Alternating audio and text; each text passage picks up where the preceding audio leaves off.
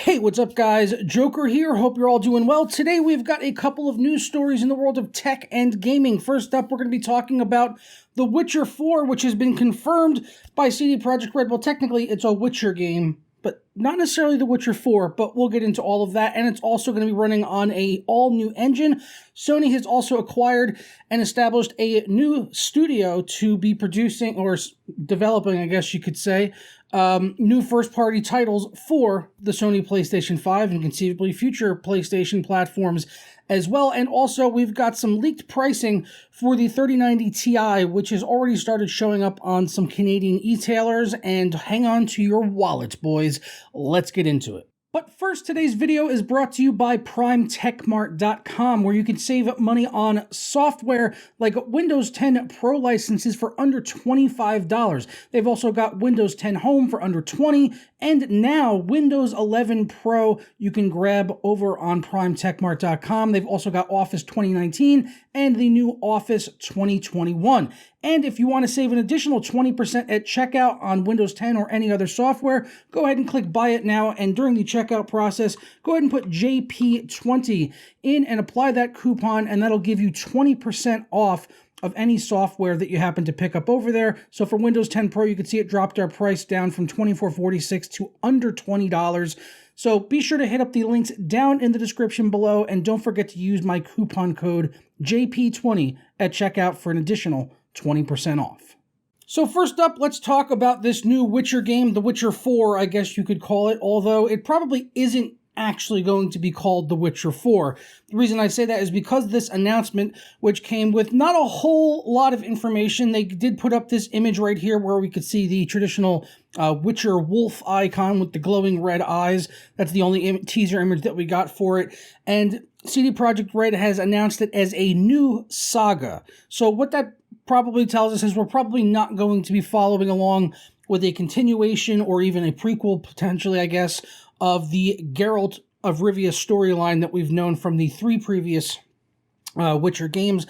And I am very excited that they are going back to The Witcher. I kind of always knew that they and hoped that they would, especially after the disaster that was Cyberpunk 2077, and hopefully this sort of rights the ship with CD Projekt Red and they deliver a much more polished experience, and hopefully it's something that's more feasible, as it's going to be a little bit more in their wheelhouse, as Cyberpunk was a pretty big deviation from what they had previously done with the Witcher games, and they really had a lot of very high goals and hopes and expectations for the Cyberpunk games.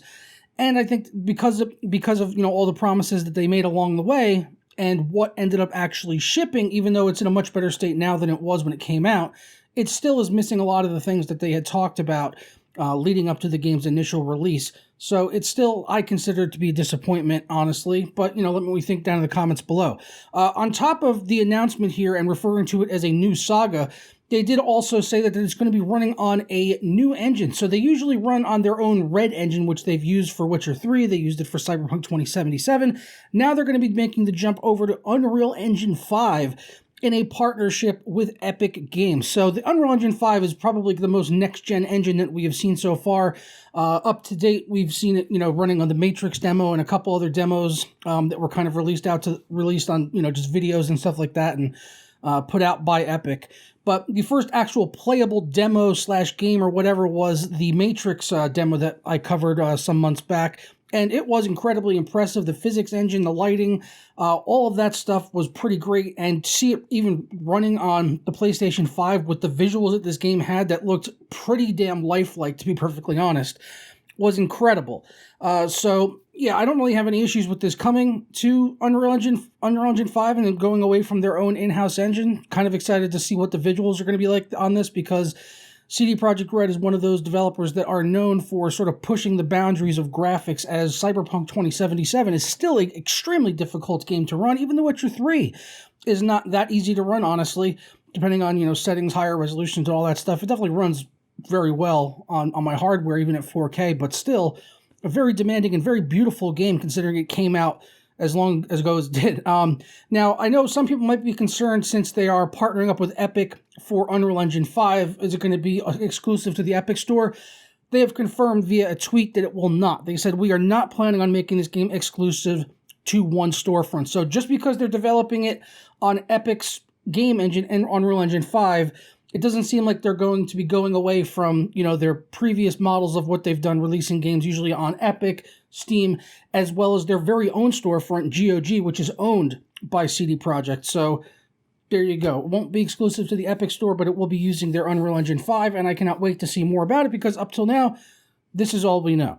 Up next, PlayStation has acquired a new studio in Haven Studios, which is going to be developing a new IP or intellectual property for PlayStation, which they describe right now as a AAA multiplayer experience. And we don't know too much about this studio as it is a brand new studio, except that it is going to be headed by Jade Raymond, who is most well known for creating the Assassin's Creed and Watch Dogs franchises, and also worked with EA Motive Studios on Star Wars Battlefront 2.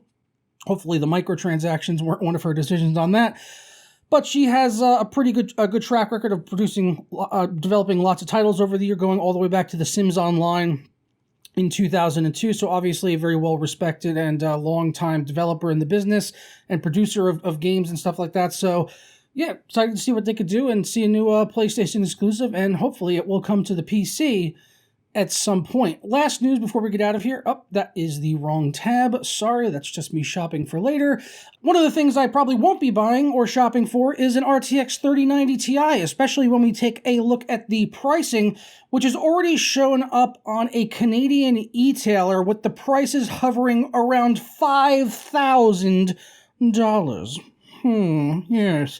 5,000 frickin' crackers for an RTX 3090 Ti, which is absolutely ludicrous. When I first glanced at this, I thought they were going from 2600 to 5200, but the 2600 card is actually a 3080 Ti, and then we've also got a 1600 XT in here for 2800, a 3090 for 2800, and all the way down at here, we have two Asus models, which are listed for $4,649 and $5,239 Canadian dollars. These are Canadian dollars. So absolutely ridiculous pricing here on these cards. These are both Asus cards. We got the Asus TUF Strix 3090 Ti 24 gigabyte, or the Asus ROG Strix LC RTX 3090 Ti with 24 gigabytes of video memory. So again, this is leaked pricing. It was posted on e-tailer. Sometimes these things are just placeholders, but if we could expect to see the prices like this, they can get fucked, because the MSRP on a 3090 is $1,500. I'm assuming that these, even though these aren't going to be that much better, that much faster, I'm thinking they're probably going to MSRP these bad boys for the Founders card anyway at around $2,000. So aftermarket cards, maybe MSRP $2,500, maybe $3,000 for like a Kingpin card. I could kind of see that being a realistic scenario, although still definitely not worth the price that they're going to be asking for these things. And then with the aftermarket, these prices kind of do seem like a potentiality, honestly, or an inevitability, one might even say. So yeah, 3090 Ti not in my line of sight as a possibility in the near future, especially when we are probably going to be seeing the Ada cards, the RTX 40 series, launching sometimes towards the end of summer or September. So about, 6 months away from now, roughly. I'm not sure why anyone would go out and spend over 2,000 clams to pick up a card now, a new flagship 3090 Ti card, when we're probably going to see cards come out in a few months that are going to likely be 25 to 40% faster than this on the high end on the flagship card. So yeah, we'll just have to wait and see. The reviews are expected to go out. I believe it was the 28th was the leaked embargo for that. Still have no idea. I don't think I'm going to be getting one of these cards. I highly doubt it. But yeah, they're pretty damn expensive, it sounds like, so hang on to your wallets, boys. But that's all I've got for you guys today. I'm going to go ahead and get out of here. I hope you all enjoy the rest of your day, and I'll catch you next time for another video. Ta-ra.